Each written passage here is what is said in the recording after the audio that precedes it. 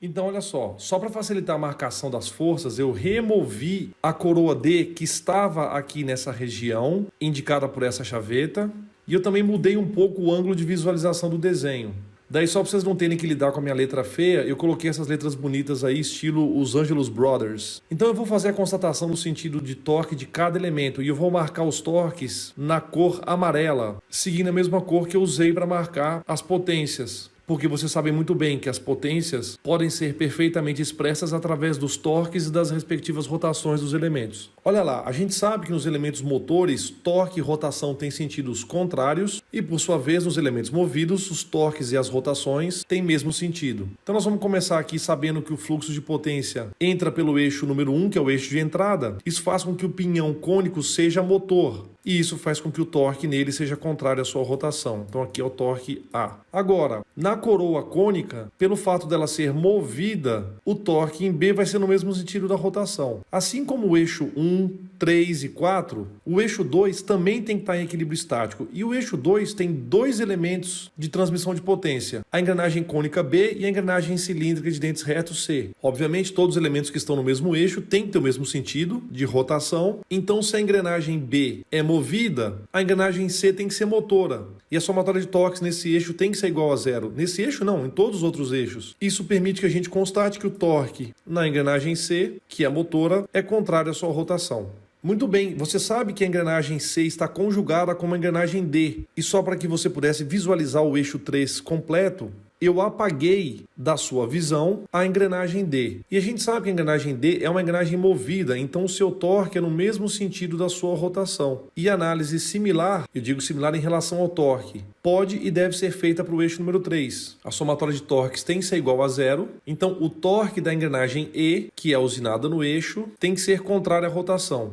Tem um aspecto interessante que eu esqueci de comentar nas videoaulas passadas em relação a esses elementos que estão usinados no eixo. Vocês se recordam que a gente tinha conversado em termos de KFF, todas as vezes que os elementos forem usinados no próprio eixo, o KFF da fixação é igual a 1? Então isso é um aspecto importante também do ponto de vista do cálculo dos fatores de concentração de tensão que atuam em cada seção do eixo. Pois bem, então para finalizar, a gente sabe que a engrenagem F é uma engrenagem movida e por isso o seu torque vai ser contrário à sua rotação. Então, turma, por favor, não percam o foco. A gente está estudando os eixos de transmissão de potência. Eu só quis fazer uma revisão de tudo que a gente aprendeu até agora e também ressaltar a importância dos rolamentos antes da gente seguir para o próximo conceito, que vai ser a transmissão de potência através de acoplamentos. Então, só para a gente encerrar esse assunto de rolamentos, que, diga-se de passagem, é um tema fundamental para o projeto dos eixos e influencia diretamente no cálculo do diâmetro da ASME. Então, eu vou analisar somente o eixo 4 de maneira detalhada, vou fazer a constatação do estilo de forças que o eixo está sujeito para te mostrar como é que você deveria fazer a seleção de um rolamento.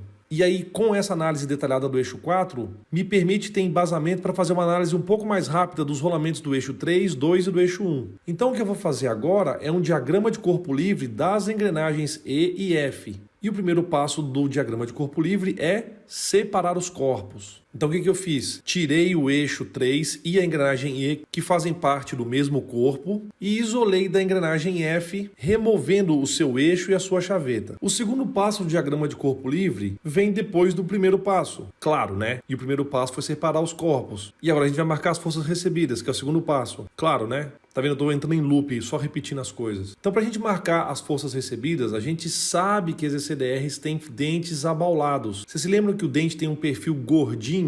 E isso faz com que a força no flanco dos dentes seja trocada segundo um ângulo alfa, que é chamado de ângulo de pressão. E como eu já expliquei isso anteriormente, eu vou apenas marcar as forças recebidas por cada engrenagem. Cada engrenagem cilíndrica de dentes retos pode ter sua força Fn, que é a força no flanco do dente, interpretada através das suas projeções ortogonais nos eixos que ligam os seus centros e passam pelo ponto de contato. Esse eixo, como ele passa pelo raio das engrenagens, ele é chamado de eixo radial. E perpendicular ao eixo radial e passando pelo ponto de contato, a gente tem os eixos tangenciais. Pois bem, então eu vou interpretar a força Fn em função das projeções ortogonais nos eixos tangencial e radial. A gente sabe que a força tangencial é quem dá o torque. Então, se vocês olharem para a engrenagem E, a força tangencial, ela começa no ponto de contato e ela tem uma direção tangencial. Isso quer dizer que ela pode ser ou para cima ou para baixo. E aí eu te pergunto, sabendo que a força tangencial é quem dá o sentido do torque, para onde é a força tangencial? Para cima ou para baixo? Tem que ser para cima, Ft. E a gente sabe que por conta do ângulo dos dentes, a projeção radial sempre aponta para o centro das engrenagens partindo do ponto de contato. Então, por ação e reação, na engrenagem F, a força tangencial tem a mesma direção, mesma magnitude, porém sentido contrário. Constatação similar a gente pode ter com a força radial. Então, essa força pode ser a ação, essa força é a reação. Vocês devem se lembrar que o par ação e reação sempre tem forças de mesma natureza, mesma direção, mesma intensidade, sentidos contrários e obrigatoriamente tem que estar em corpos diferentes. O par ação e reação jamais pode estar no mesmo corpo. Análise similar feita a FR. Essa é a ação, essa é a reação. Depende de quem você quer escolher como sendo a ação. Ao escolher essa força como sendo a ação, a outra obrigatoriamente é a reação. Então eu vou apagar a tela e colocar os vetores adequadamente. Aqui estão as forças FT e FR na engrenagem cilíndrica de dentes retos E. Aqui estão as forças radiais e tangenciais na engrenagem cilíndrica de dentes retos F. E aí eu vou pedir para você concentrar suas atenções exclusivamente na engrenagem F. Por quê?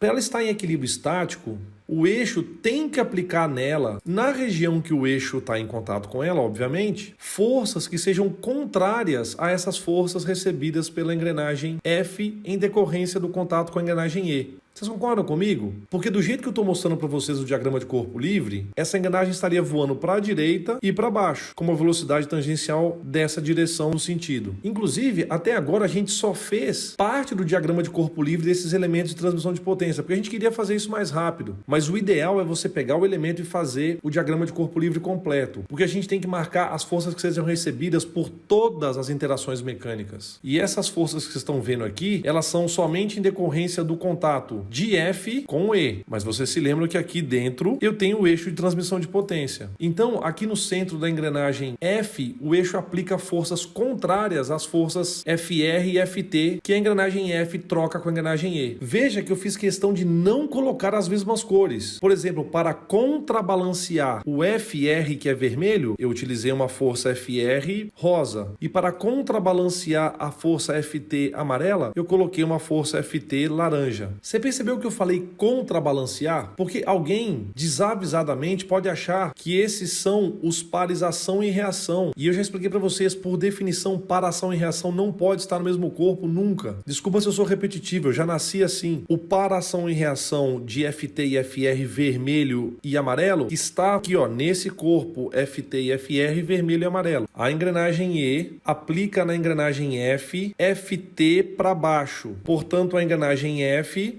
aplica na engrenagem E, FT para cima. E a mesma coisa você faria para analisar a FR. Agora, essas forças que vocês estão vendo aqui são as forças recebidas por F, porque F está em contato com o eixo. Então, se esse aqui é a ação, a reação tem que estar no eixo. Então, a gente vai ver no próximo slide as forças recebidas pelo eixo. E só para marcar o território aqui, percebam que o cubo da engrenagem F é fixado ao eixo através de chavetas.